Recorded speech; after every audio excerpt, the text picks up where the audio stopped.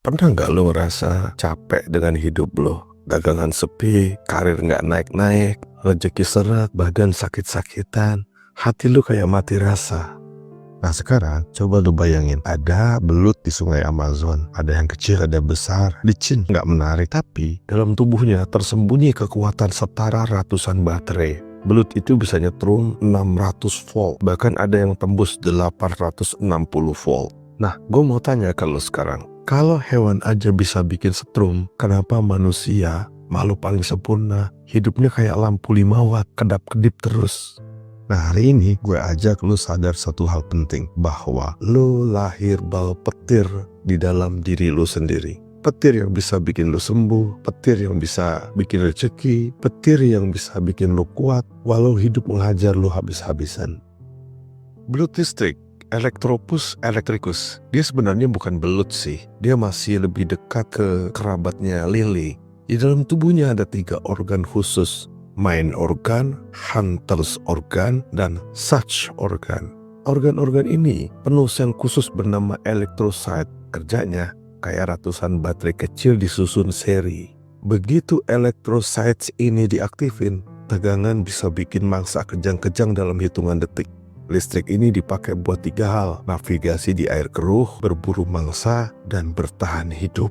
Nah sekarang bayangin gini, tubuh lo juga sebenarnya generator listrik. Bedanya tegangan lo kecil banget, tapi lo punya 70 triliun sel yang kerja pakai listrik. Dari jantung yang berdetak sampai otak yang mikir.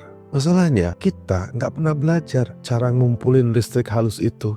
Bayangin lagi, sekarang ini kalau manusia bisa ngelatih listrik halus di tubuhnya kayak belut itu, apa yang terjadi? Lu mungkin aja nggak perlu mukul copet, cukup lu pegang tangannya, niat lu tegas dan dia pasti kaget sebelum lu bener-beneran nyentuh. Lebih jauh lagi, gimana kalau listrik halus itu dipakai buat yang lebih keren? Misalnya buat narik rezeki, buat pencipta keberlimpahan, buat bikin badan lu sembuh dari sakit, buat bikin orang lain nyaman sama lu, tanpa lu harus banyak ngomong. Kedengarannya mustahil? Tunggu sampai lu dengar cerita tentang leluhur kita ini. Abad ke-15 di tanah Jawa ada satu nama besar, Ki Ageng Selo. Cerita tentang dia melegenda. Bahkan dia pernah nangkap petir dengan tangan kosong. Kedengarannya gila kan? Tapi pertanyaan gue, kenapa cerita ini bertahan ratusan tahun kalau cuma dongeng murahan? Bayangin suasananya. Langit di Jawa sore itu mendung gelap, tani pada lari ninggalin sawahnya. Tapi Ki Ageng Selo duduk bersila di tengah ladang, menatap langit. Dia tarik nafas panjang, kedua tangannya terbuka, dan ketika petir menyambar dia gak lari. Dia biarkan energi itu jatuh seperti nyambung ke tubuhnya sendiri. Orang-orang yang lihat cuma bisa bengong. Sekarang gue tanya lagi, apakah ini mistis atau ada kajian ilmiahnya? Secara ilmiah, bumi punya frekuensi alami yang disebut human resonance. Itu frekuensinya 7,83 Hz. Frekuensi ini juga sama dengan frekuensi otak manusia saat meditasi dalam, kondisi paling tenang, paling sinkron dengan alam. Penelitian NASA menemukan fakta menarik, astronot yang jauh dari frekuensi bumi gampang stres, gampang sakit, bahkan pikirannya kacau. Ki Ageng Selo gimana nih? Ternyata dia masuk ke frekuensi bumi lewat meditasi dan keheningan batin. Tubuhnya jadi kayak grounding hidup, seperti penangkal petir alami yang ditanam di tanah. Lo tahu kan, petir selalu cari jalur dengan resistensi paling rendah. Dan saat itu tubuh Ki Ageng Selo lah jalur paling sempurna. Berabad-abad sebelum Ki Ageng Selo, ada nama lain, Empu Gandring. Dia pembuat keris di era kerajaan Singosari. Tapi bukan sekadar keris, bukan sekadar pandai besi. Dia pakai logam dari langit, namanya ferit. Ini besi meteorit. Logam ini kayak nikel campur besi. Logam yang bisa nyimpen medan magnet alami ribuan tahun lamanya. Itu kayak harddisk primitif. Proses tempaannya juga luar biasa. Dia tempah besi itu berlapis-lapis, presisi. Itu kayak teknik metalurgi modern kawan. Dan setiap kali dia nempa, dia melafalkan doa. Buat orang dulu itu mistis. Tapi sekarang kita tahu, getaran suara bisa bikin pola di material cair. Fenomena itu disebut cymatic. Jadi jangan salah, ketika Empu Gandring bicara dengan besi buatannya, dia sebenarnya lagi memprogram energi magnetik logam itu. Sebelum Tesla bikin kumparan induksi, Sebelum fisikawan Eropa ngerti elektromagnetik, leluhur kita udah paham prinsip yang sama. Cuma leluhur kita membungkus itu dengan bahasa spiritual. Sekarang gue tanya lagi ke lo, bangga gak lo kita keturunan orang-orang kayak gini? Kita bukan bangsa biasa, kita keturunan ilmuwan sekaligus spiritualis sejati. Lo mungkin mikir gini ya, oke, leluhur kita hebat, tapi sekarang mana buktinya manusia bisa ngatur energi? Kawan, jawabannya ada di sains modern semuanya. Penelitian dari Max Planck Institute di tahun 2020 menunjukkan sesuatu yang gila. Sel-sel manusia bukan cuma organik, tapi juga medan elektromagnetik mikro yang berubah-ubah sesuai keadaan emosinya. Dan gini kawan, penelitian itu juga didukung oleh Stanford Medical School yang menunjukkan orang yang punya tujuan hidup jelas dan pikirannya optimis punya aktivitas listrik di otak yang lebih sinkron. Kawan, lo tahu efeknya? Efeknya adalah peradangan di tubuh lo menurun, imunitas meningkat, dan proses penyembuhan luka lo lebih cepat. Ini bukan omong kosong, ini perekaman gelombang otak, EEG dan deteksi MEG, magnet encephalografi, yang bisa nangkap sinyal halus di sel otak.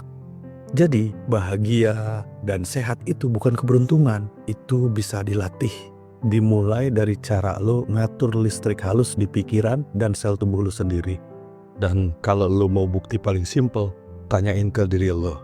Kenapa lo ketika ketemu orang yang auranya positif, lo otomatis ikut senyum?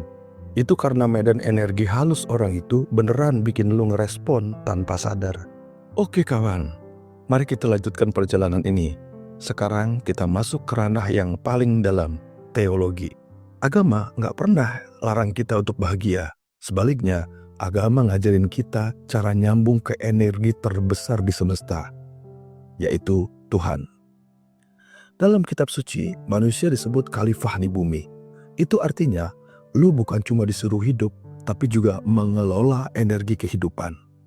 Perintah kun fayakun, yang artinya jadilah maka terjadilah, dalam sains itu mirip kayak ledakan energi kosmik ilahi yang bikin realitas bisa tercipta. Ki Ageng Selo, Empu Gandring, mereka paham ini, mereka rendah hati, mereka bersih niatnya, mereka selaras dengan kehendak Tuhan. Karena gini kawan, energi ilahi hanya ngalir ke hati yang bersih. Lo mau sekaya apapun, sebintar apapun, kalau niat lo kotor, energi lo mati. Dan di titik ini, lo harus sadar, semua kekuatan balik lagi ke Tuhan yang Maha Kuasa.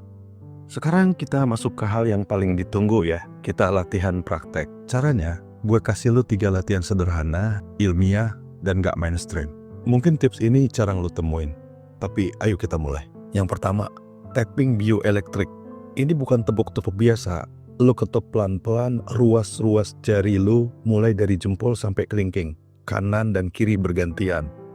Stanford di tahun 2018 melakukan penelitian yang hasilnya nunjukin stimulasi saraf halus di jari bisa meningkatkan aliran listrik mikro di saraf vagus.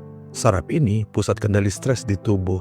Nah, jadi latihan tadi lo lakukan 1 menit setiap tangan 2 kali sehari, pagi dan sore atau siang dan malam, terserah lo, pokoknya 2 kali sehari. Yang kedua, gerakan spiral tubuh. Lo coba berdiri tegak, putar tubuh lo pelan-pelan kayak bikin spiral dari bahu, pinggang sampai lutut.